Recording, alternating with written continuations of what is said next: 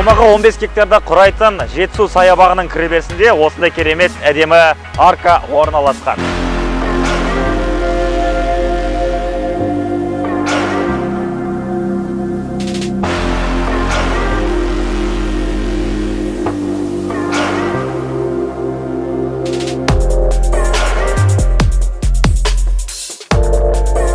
Балалар ойнау алаңы, автотұрақ, тамақтану аймағы және де 1,5 километрлік велосипедшілер мен жүгіруге арналған жолақтар бар. Жетісу саябағы сол жақ жағалауда орналасқан министрліктер үйіне өте жақын жерде. Министрлер, менің ойымша, жұмыстан шаршаған кезде тынығып алу үшін таза ауамен демалуға арнайы осы жерде келіп серуендеп кетеді.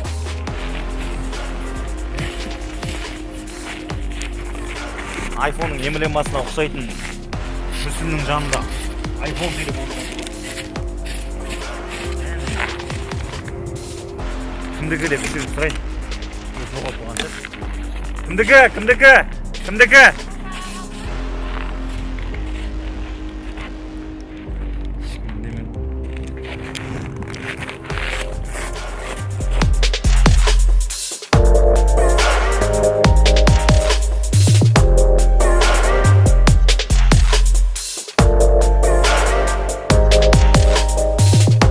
Бұл Жетісу саябағында алма ағаштары өте көп. Өйткені Алматы облысының өлкесінің символы болып табылатын алманың дәмін тату үшін арнайы отырғызған.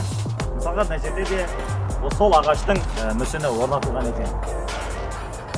Дәмін татып көруге болар еді, егер де шын алма болғанда.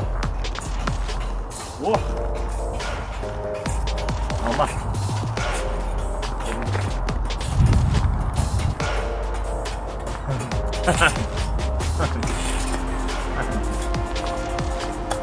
Негіз құрметті достар, алманы өзім болып қойған ғой, жаңа әкеп қызық болсын деп ше.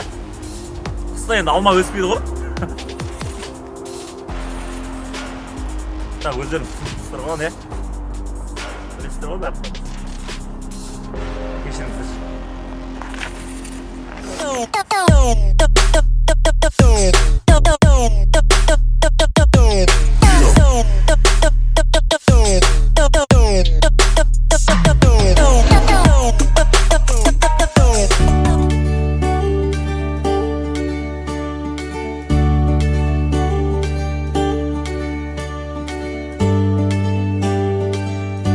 Саябақтың әр бөлігі ерекше тарихи орындардан да тұрады. Мысалы, Шарын шатқалы мен Таңбалы тасты, өңірдегі тауларды, мағыналы мүсіндерді, Алматы апортын, жер жәннаты Жетісудың өзендерін көруге болады. Тіпті мұндағы жолдың өзі Ұлы Жібек жолын бейнелеп тұрғандай. Сонымен қатар саябақта 270 ағаш отырғызылған, оның көбі жеміс ағаштары.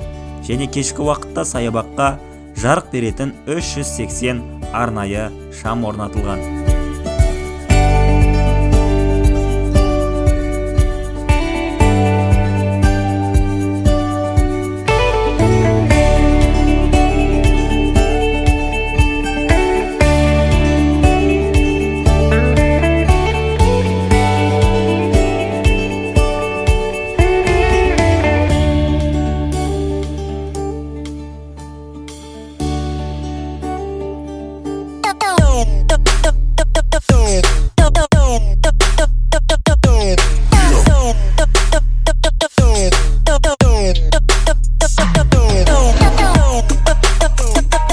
Негізі бұл Жетісу саябағында көктем және де жаз мезгілдерінде өте керемет көрініс болады.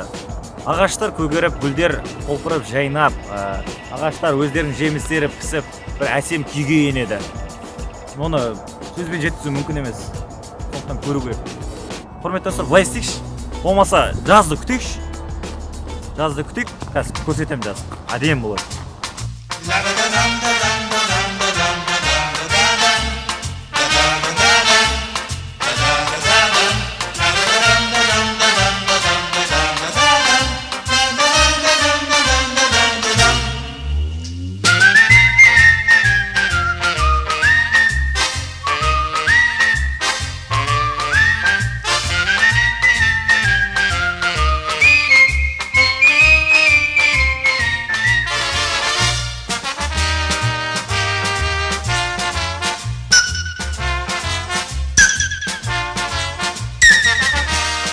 Құрметті достар, болмайды екен күткен. Әлі жазға дейін бірнеше ай бар екен ғой. Одан да былай істеңіздер. Ертең жаз болады ғой. Сол кезде өздеріңіз келіп, осы Жетісу саябағын өз көздеріңізбен көріңіздер. Сол әдемірек, абзалырақ болады.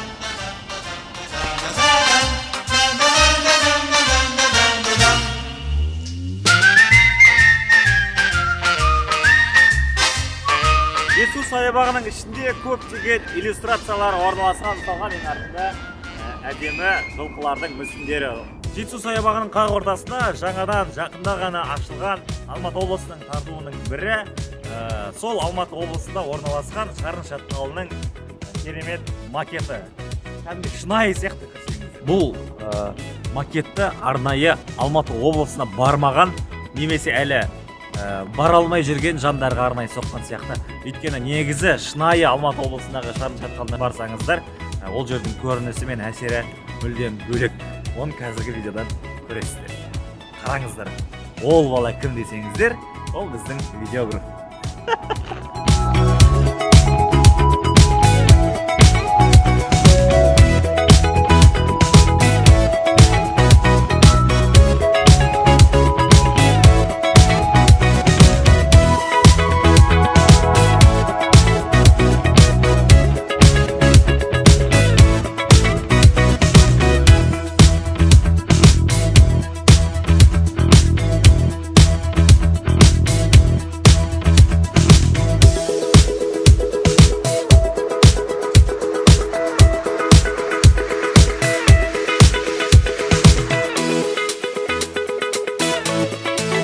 Жетісу саябағында арнайы балаларға арналған осындай ойын аймағы орналасқан.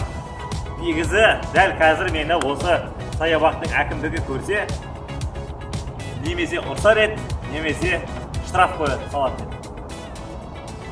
Бірақ мен ішім көріп тұрған. Или көріп тұрған.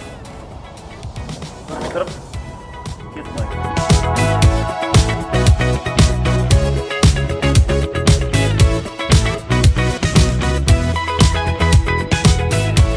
Ішке орай сыймайды екен.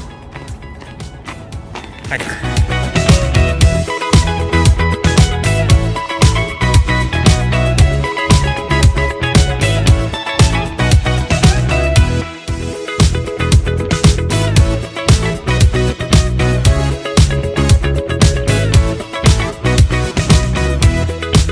Бұл жерде арнайы горка деп айтады. Ролик тебетіндер және де скейтборд тебетіндер жастар осы жерге келіп шыныға да тегін Жетісу саябағында орналасқан. Егер де Астана жастар болса, осы жерге келіп күн жылы кезде өздеріңіздің сүйікті істеріңізбен айналыссаңыздар болады. Өте көп міне горкалар, дайындалып үйренуге болады. Мен қолымнан келмейді екен. Ауылда бізде ондай болған жоқ қой. Біз сырғанайтын жерді өзіміз қолдан жасап алатынбыз. Мысалға андай үлкен горка тұрса, сырғанап үстіне су құйып, оны қатырып сырғанайтынбыз. Ето етігіміз, аяқ киіміміз жыртылып қалады, үйдегілердің даяр етеді.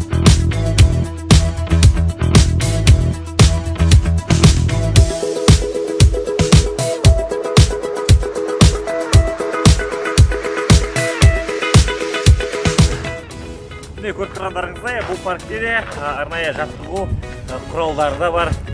Кешке тамақтанып болғаннан кейін осы жерге келіп кішкене серуендеп және де жаттығу жасап алсаңыз болады. Немесе таңертең ұйықтап тұрған кезде жұмысқа барар алдын жаттығу жасасаңыз күні бойы сергек жүресіз. Сергек дегенім Астана қаласында көшелерде тұрған сергек емес. Көңіл-күйіңіз көтеріңкі болады, қан жақсы айналады дегенім ғой. Құрметті көрермендер, Астана қаласына келетін болсаңыздар, немесе Астана қаласының тұрғыны болсаңыз, Жетісу саябағы сіздерді Сарайшық 13/1 адресі бойынша күтетін болады. Келіп, серуендеп, көңіл көтеріп қайтыңыздар. Мен барып ойнап қайтайын.